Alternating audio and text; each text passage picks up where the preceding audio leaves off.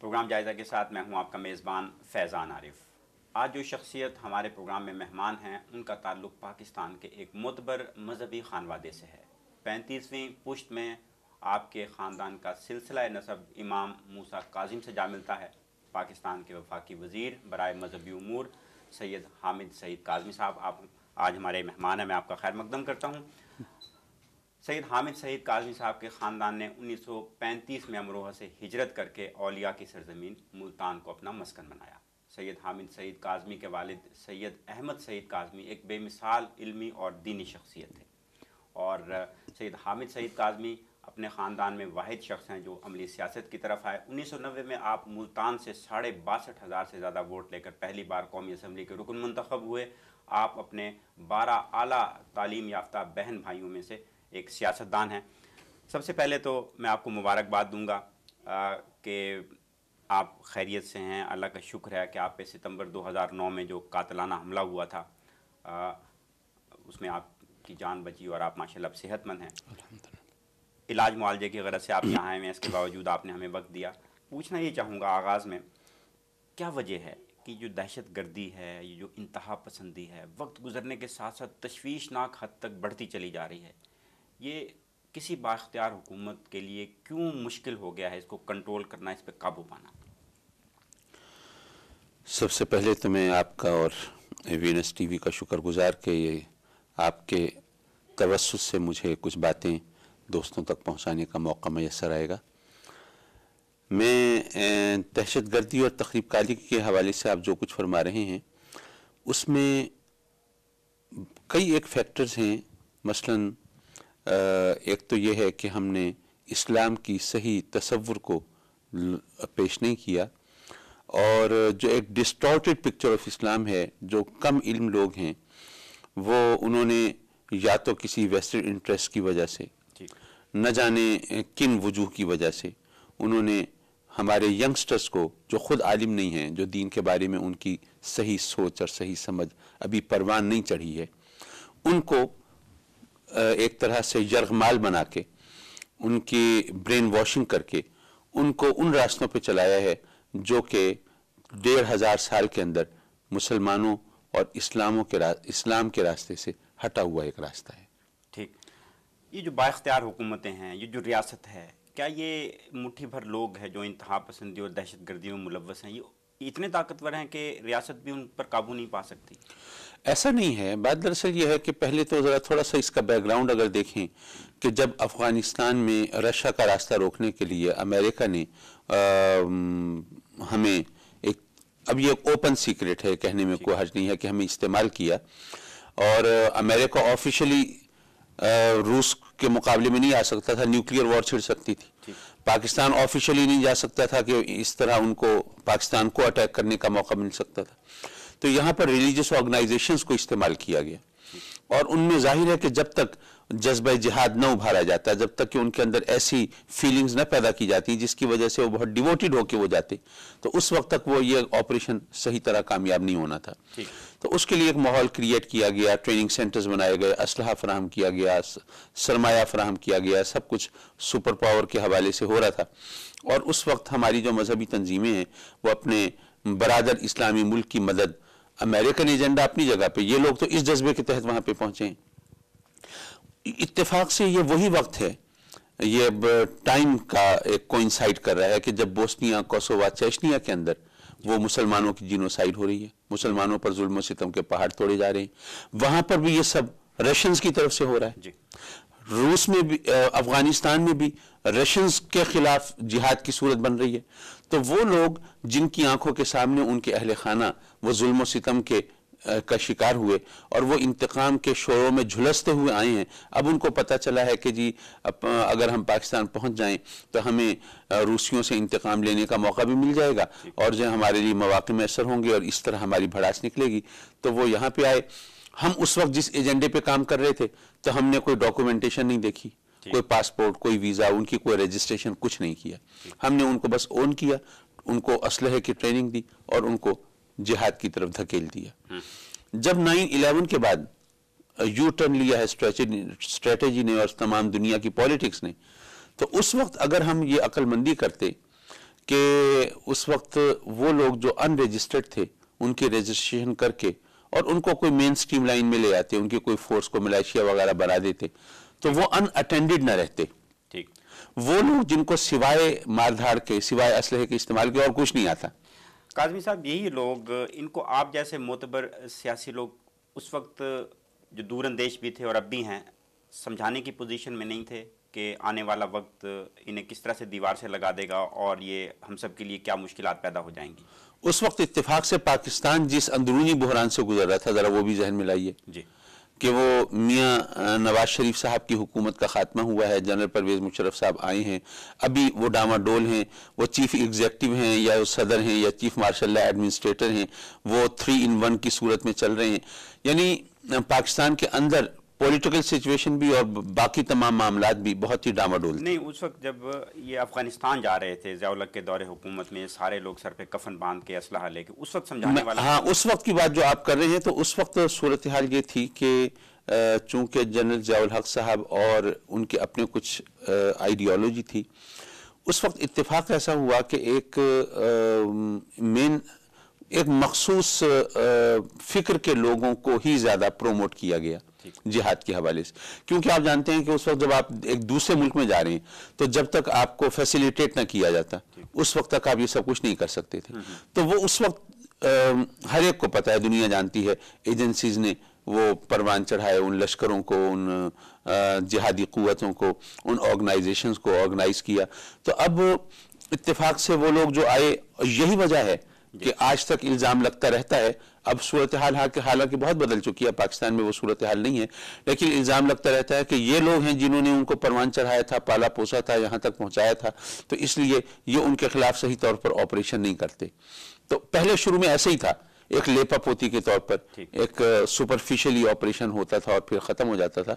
लेकिन जब ये अदल रेगुलेशन के बाद सूरत हाल सूफी मोहम्मद साहब के हवाले से चेंज हुई है और उसके बाद ऑपरेशन की बात आई, तो उस वक्त मैंने तो कम से कम टॉक शोज में आके ये कहा था कि अब जो ऑपरेशन होगा वो डिफरेंट होगा, वो पहले जैसा नहीं होगा। आपके ख्याल से इस ऑपरेशन के जरिए से जो इंतहा पसंदी और दहशतगर्दी तखरीबी कार्रवाइयों के जो मामलात हैं उन पे काबू पाया जा सकेगा बिलाखिर? जी, मतलब ये कि इसके सिवा कोई ऑप्शन उस वक्त भी नजर नहीं आता था और आज भी नहीं है, माफ कीजिए।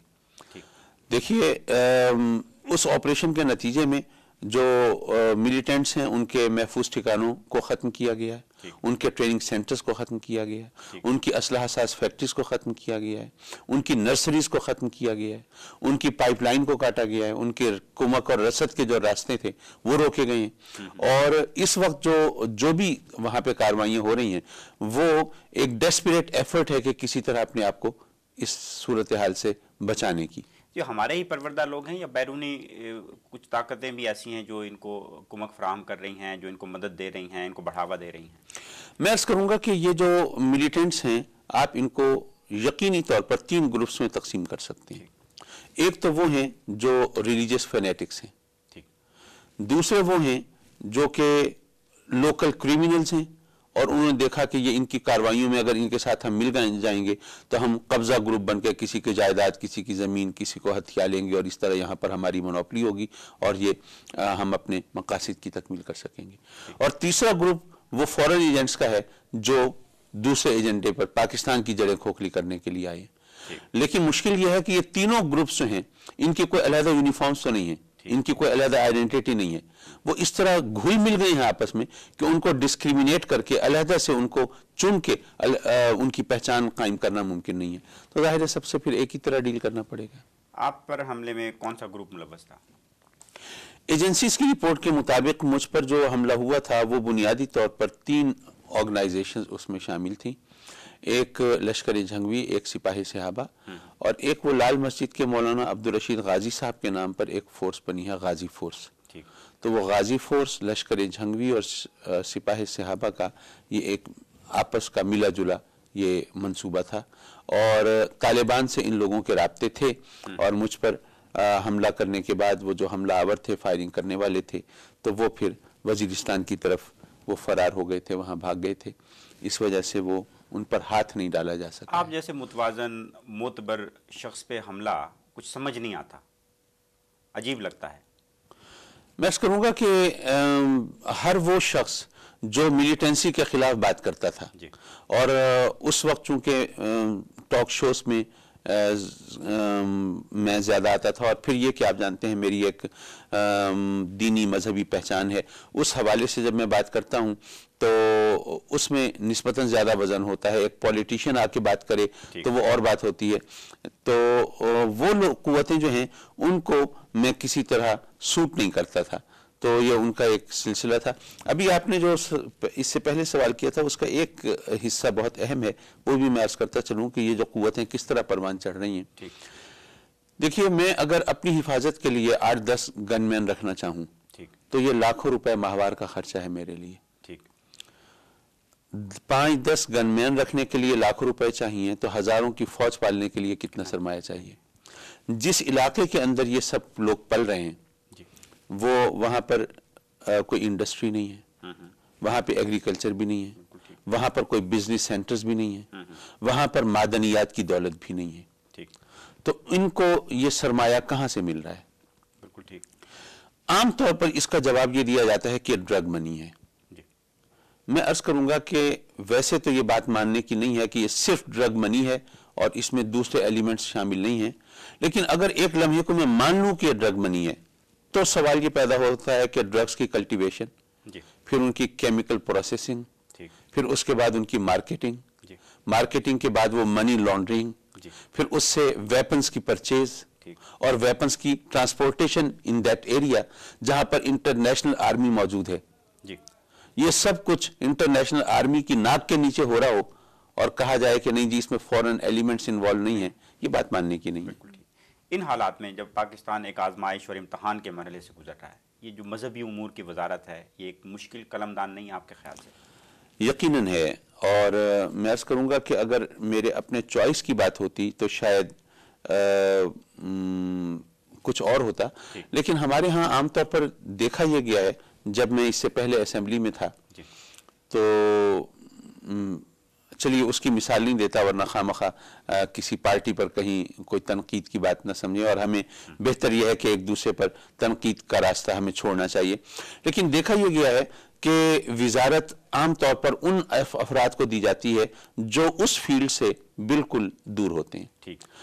किसी डॉक्टर को हेल्थ मिनिस्टर नहीं बनाया जाता, किसी जनरल को डिफेंस मिनिस्टर नहीं बनाया जाता, किसी एग्रीकल्चरिस्ट को एग्रीकल्चर और फूड मिनिस्टर नहीं बनाया जाता, किसी आला तालीम याफ्तों को वजारत तालीम नहीं दी जाती। तो ये तमाम चीजें हैं। तो ऐसे में अगर मुझे वजारत मजहबी उमूर की ऑफर हुई तो मैंने कहा कि ये एक पॉजिटिव जेस्चर है और इसको उसी अंदाज से लेना चाहिए। तो मैंने इसको एक चैलेंज समझ के कबूल किया है और अल्हम्दुलिल्लाह मैंने इसमें अपने तौर पर अपनी दानिश में बहुत सी बेहतरी की कोशिशें की हैं। अल्लाह करेगा वो सामने आएंगी। ये जो वजारत मजहबी उमूर है इसकी बुनियादी जिम्मेदारी क्या है इस वजारत की, लोगों को हज पे भेजने के अलावा?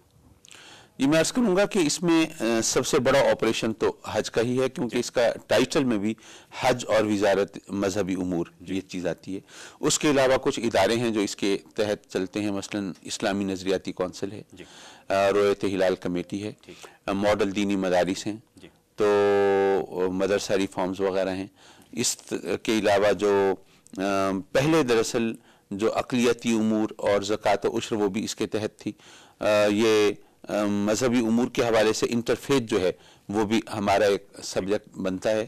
तो इलावा अजी ये इंडिया के अंदर जो मुख्तलिफ बुजुर्गों के आरास होते हैं उसमें डेलीगेशन जाते हैं, वो भी हमारी वजारत के थ्रू जाते हैं।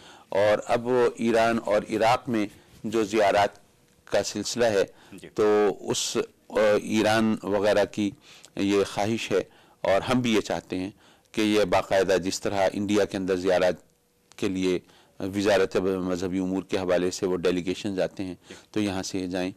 और उसके अलावा जो दीनी और मजहबी जो दीगर मामलात होते हैं उसको सेक्टेरियन इश्यूज जो हैं उनको सेटल करना और उनको देखना और एक हारमनी की फ़ज़ा पैदा करना, ये तमाम उमूर जो हैं ये हमारी वजारत के तहत आते हैं। पिछले अदवार हुकूमत में जो वजारत मजहबी उमूर के तहत हज पे जाने वाले लोग थे, जिसमें सरकारी अफसरान भी थे, सियासतदान भी थे, बड़ा इतराज़ किया जाता था। क्या सरकारी खर्च पे हज करना जायज़ है और क्या अब भी वजारत मजहबी उमूर इसी सिलसिले में लोगों को हज पे भेजती है? मैं अर्ज़ करूँगा कि ये एक अलहदा सवाल है कि सरकारी खर्च पर हज करना जायज़ है या नहीं है। जो लोग साहिब इस्तेताअत हैं, जो ये काम कर सकते हैं, हज खुद कर सकते हैं, उनको इससे एहतराज़ करना बेहतर है। जाहिर है कि अगर सरकारी खर्चे पर कोई हज पे जाता है तो वो ये तो नहीं कहा जाएगा कि हज नहीं होता, लेकिन ये कि वो देखा जाएगा कि ये बेहतर है या नहीं है। और दूसरी बात ये भी है कि बाज़ औक़ात ऐसा होता है, मिसाल के तौर पर अभी यहाँ पर आने से पहले मुझे सऊदीया जाना था, वहाँ पर मुझे हज एग्रीमेंट साइन करना था सऊदी गवर्नमेंट के साथ। तो जब मैं वहाँ पे गया तो मेरी एक ऑफिशियल ड्यूटी थी, तो उस मौके पर मैंने उम्रा भी किया। तो अब ये अगर कोई सवाल कर ले कि जी ये आप ऑफिशियल ड्यूटी पे गए थे, खर्चा वगैरह गवर्नमेंट का था, तो आपका ये उम्रा जायज़ है या नहीं है, मैं बुनियादी तौर पर सरकारी खर्चे पर उम्रा करने नहीं जा रहा था, वो तो मेरी ड्यूटी थी। अब उस मौके पर अगर मैं ये सादत समेट लेता हूँ तो जाहिर है कि ये इस पे एतराज़ करना कोई ज़्यादा बड़ी बात नहीं। लेकिन ये मैं अर्ज़ करता चलूँ कि हमारे वजारत के तहत सरकारी खर्चे पर लोगों को हज पर भेजने का कोई कॉन्सेप्ट नहीं है। ये आम तौर पर, बल्कि पिछले दिनों कैबिनेट में जब ऑस्टेरिटी मेजर्स लाए गए तो हमारे वजीर ख़जाना ने कहा कि जी ये मुफ्त हज का जो सिलसिला है ये ख़त्म होना चाहिए। तो मैंने वहाँ कैबिनेट मीटिंग में उनको बताया कि जी मुफ्त हज का कोई कॉन्सेप्ट हमारे पास ऑफिशियली नहीं है। हाँ, अगर कोई वजीर आज़म या प्रेसिडेंट या कोई और शख्सियत अपनी डिस्क्रिशनरी ग्रांट से किसी को हज पे भेजना चाहे और हम उनके लिए फैसिलिटी